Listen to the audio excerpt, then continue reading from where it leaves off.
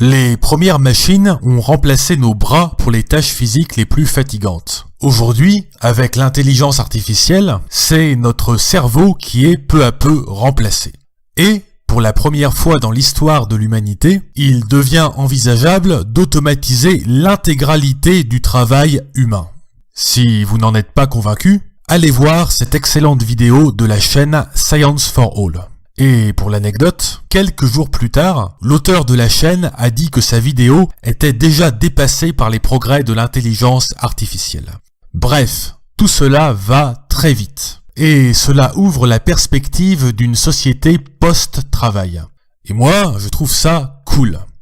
Mais ce n'est pas l'avis d'un grand nombre de gens. Pour certains, sans travail, nous allons nous retrouver perdus, désorientés, et notre vie n'aura plus aucun sens.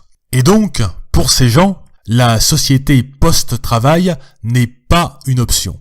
Selon eux, il faut sauver le travail coûte que coûte, comme si c'était une espèce rare menacée. Mais comment en est-on arrivé là? Pendant des siècles, travailler était indispensable à la société. Du coup, pour faire passer la pilule, nous avons inventé des vertus au travail. Nous avons décrété qu'il était porteur de sens et qu'il était une part essentielle de notre dignité humaine. Nous avons développé une sorte de syndrome de Stockholm du travail. Nous sommes tombés amoureux de notre geôlier. C'est ce que le philosophe Raphaël Lioger appelle la religion du travail dans son livre Sans emploi, que je vous recommande au passage. Ainsi, au lieu de nous réjouir de la fin du travail, nous angoissons car cela ébranle nos repères.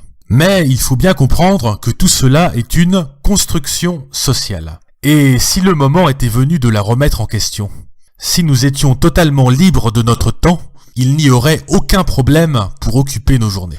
La quantité de choses que nous pourrions faire est vertigineuse. Nous pourrions lire, voyager, créer, rencontrer des gens, apprendre des sports ou de nouvelles langues, expérimenter de nouvelles sensations, explorer l'univers et même travailler si cela nous chante. Mais ce serait alors un choix et plus une contrainte. En rendant le travail facultatif, nous ne réduisons pas nos possibilités. Au contraire, nous les élargissons. Et je vous laisse quelques secondes pour bien regarder ce petit schéma.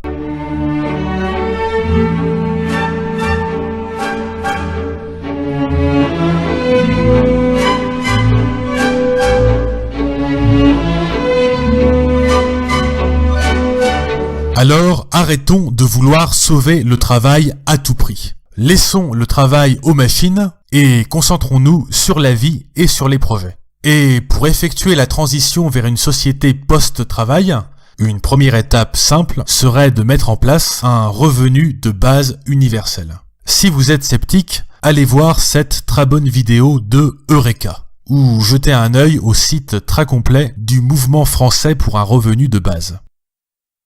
Merci d'avoir regardé cette vidéo, n'hésitez pas à liker, partager ou vous abonner. Et pour en savoir plus, cliquez sur le lien dans la description.